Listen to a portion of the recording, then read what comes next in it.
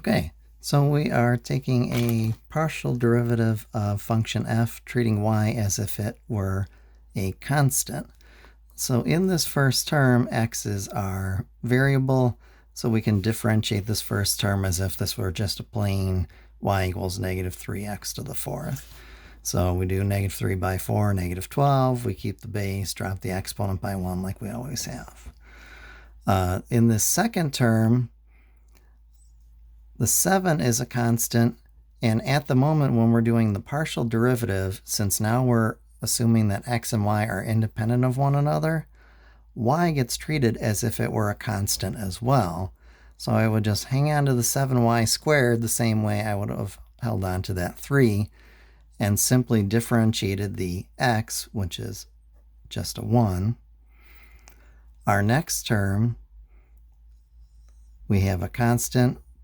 We have the y to the third, but again, we're treating x as if it's the only variable in town right now. This term drops. This gets treated as if it's a constant. Derivative of a constant is 0. Same thing with, of course, the 2. So our partial derivative of function f, treating x as the variable, is negative 12x cubed plus 7y squared. Now we can do the same type of thing, but treat y as if it were the independent variable. We'll keep the same function f from before. We'll do a partial derivative treating y as if it were the independent variable. So now x gets treated as if it were a constant. So this entire first term is now a constant. Derivative of a constant is 0. Our second term, now the 7x is treated as if it were a constant, and we're differentiating the y squared. Derivative of y squared would be 2y.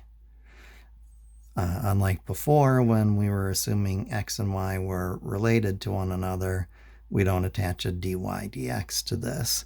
Now we're treating x as one independent variable, y as another independent variable. Our third term is now a variable term, so derivative of negative 4y cubed is negative 12y squared, and derivative of a constant is always 0. And we can just do a little bit of simplifying after that. So f of xy, 14xy, minus 12 times y squared.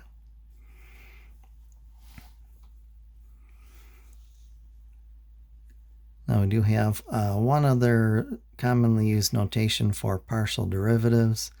If we have a different input variable, a different output variable, z is a commonly used one. If z is 8x squared y to the 5th plus 9e to the x squared y cubed, we can find partial derivatives with respect to x or with respect to y. The notation for this, since we don't have function notation anymore, we have partial, it looks sort of like a curly d. Partial derivative of z with respect to the variable, we'll start with the x. So this is similar to doing the f sub x of xy, saying partial derivative of z, treat x as the independent variable, treat everything else as if it were constant. So in that first term, the 8y to the 5th is treated as if it were a constant, and I differentiate the x squared, which is 2x. Second term, hang on to the 9. Y cubed is treated as if it were a constant. So we have e to the x squared times y cubed. Y cubed again is treated as if it were a constant. So we would differentiate the top. So hopefully you remember derivative of e to the u is e to the u times du dx. So derivative of x squared is 2x, and 2x got multiplied by the y cubed.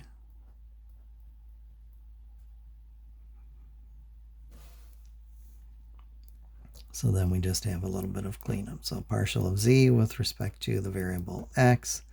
We have 16xy to the fifth plus 18xy cubed e to the x squared y cubed.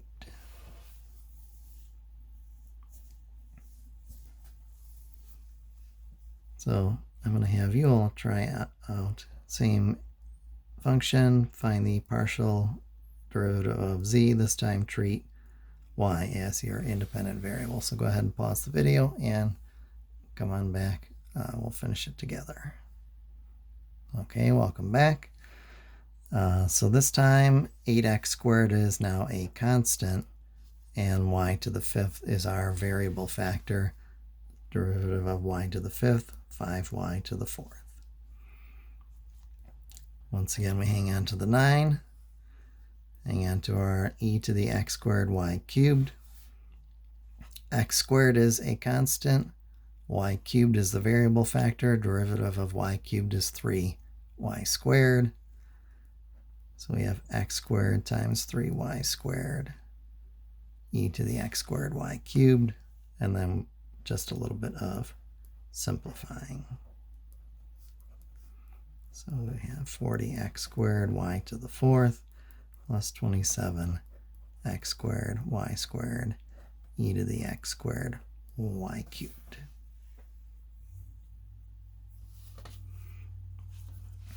All right. So the next one they have us working on is sort of building off of the word problem we did last time with the swings, where we had the cost function related to the freestanding swings and the ones that were able to be hung from a beam. I believe it was 150F plus 100B plus 5,000.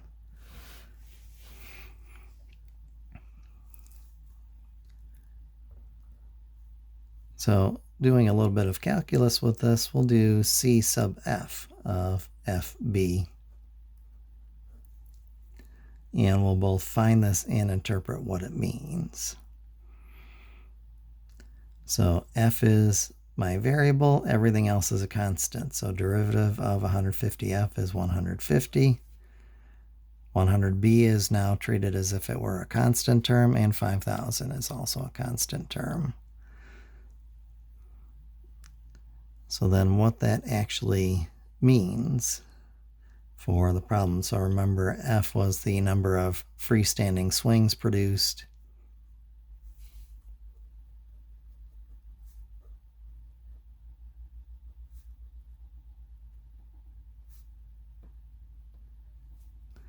B was the number that can be hung from a beam.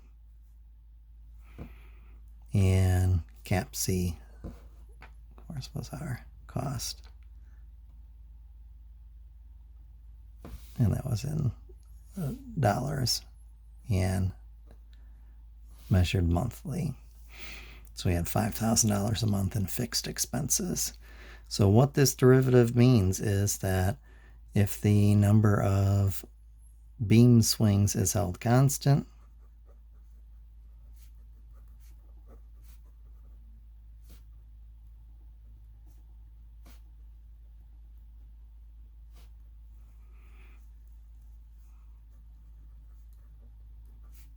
the cost will increase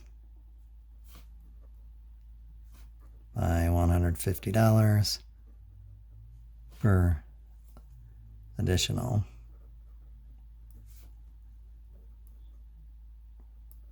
freestanding swing.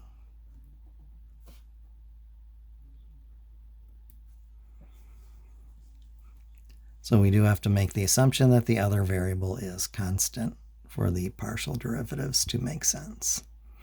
And we could do the same thing with C sub B and interpret that. So just remember, if it says find, you can stop here. If it says find and interpret, don't forget to actually tell us what it means for that problem. All right, so that is our work with first derivatives with the partials. We can also do second derivatives with the partial derivatives. So we'll do f of xy is, well, let's do 18x squared y plus 7x squared y to the fourth plus e to the x plus e to the y squared.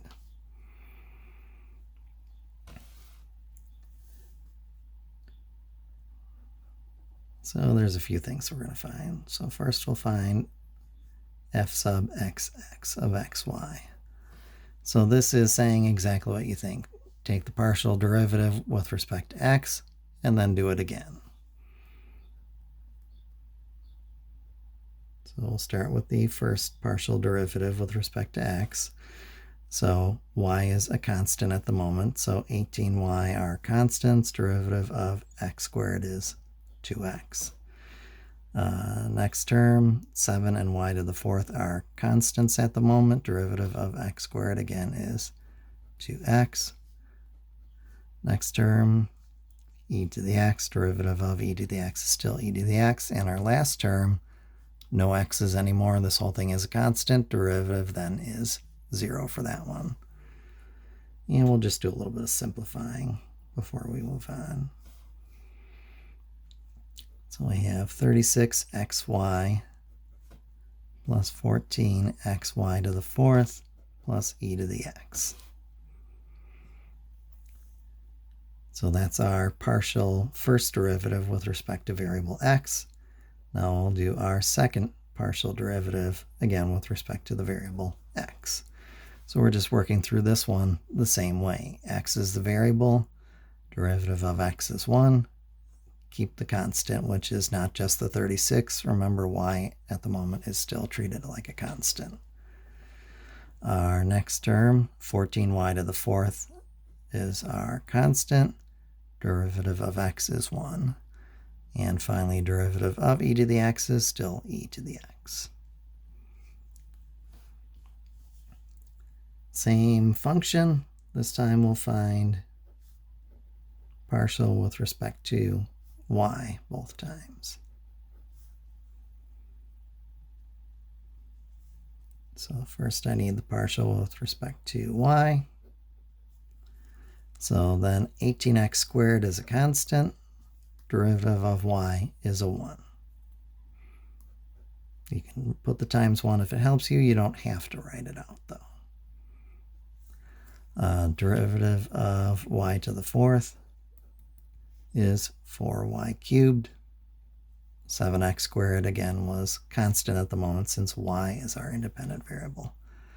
Derivative of e to the x would be 0. That drops out. No y's at all in that term. No partial derivative to worry about other than 0. And finally, derivative of e to the y squared would be 2y e to the y squared. So then just a little bit of simplifying where we can, and then we'll do our second derivative. So 18x squared plus 28x squared y cubed plus 2y e to the y squared.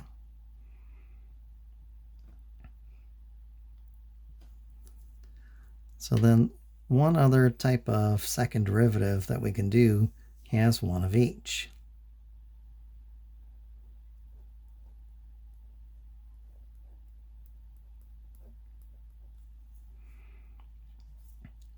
So I have two options here. I'll circle up our first derivatives. And we'll start with the partial with respect to x and differentiate that, now treating y as the variable. So if y is our variable, derivative of y is 1, and 36x was constant. Next term, 14x is constant. y to the fourth was our variable factor. Differentiate, we get 4y cubed. Last term, no y's in it. Y is our only variable at the moment. Derivative is 0. A little cleanup, 36x plus 56xy cubed. Let's try it the other way though. Let's do the y first and then differentiate that, treating x now as our independent variable. So derivative of 18x squared. Should have done the cleaned up one, my apologies.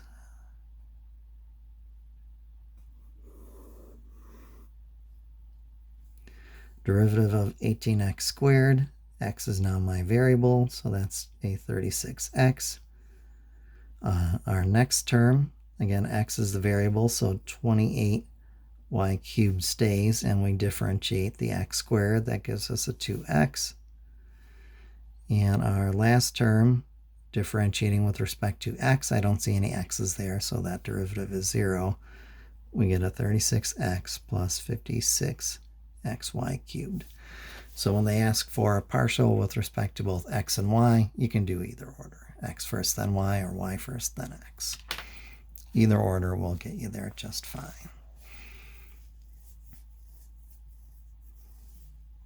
All right. So one more problem that we can do. Another application one.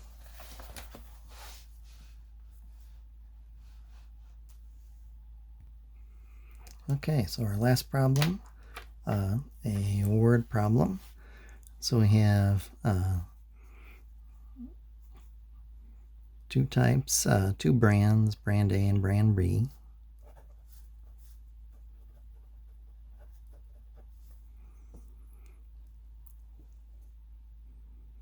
And our demand in ounces will be represented by an X and a Y respectively. So X is 100 minus 5P plus 2Q, and Y is 50 plus 2P minus 5Q.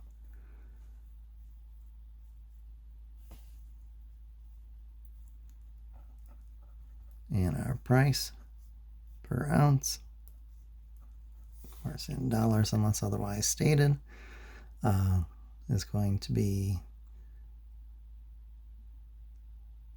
P for brand A and Q for brand B.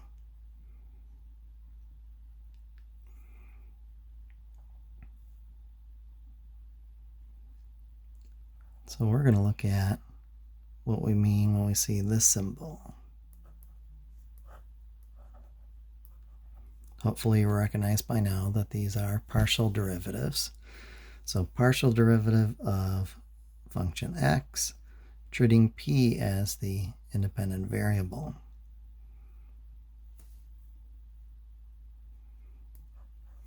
So constant, derivative is 0. Negative 5p, derivative is negative 5. 2q, q at the moment is a constant, so its derivative is 0. So this is worth a negative 5. So then what does that actually mean? So if they just tell us to find this, we found it. As far as interpreting what this means, so Q at the moment is held constant, so the price of brand B is held constant.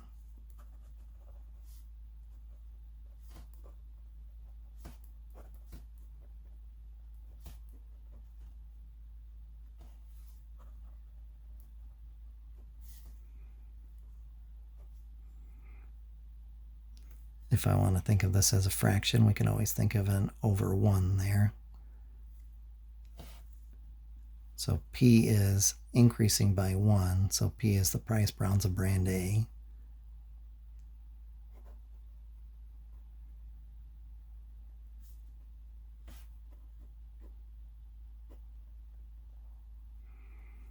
X, remember, is a demand in ounces. demand is going down.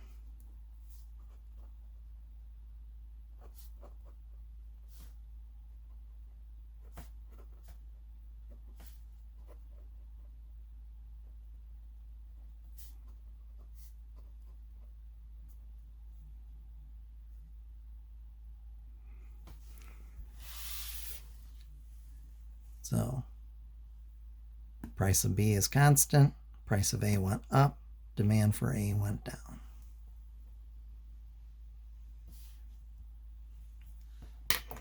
All right. So some problems to try out from 7-2.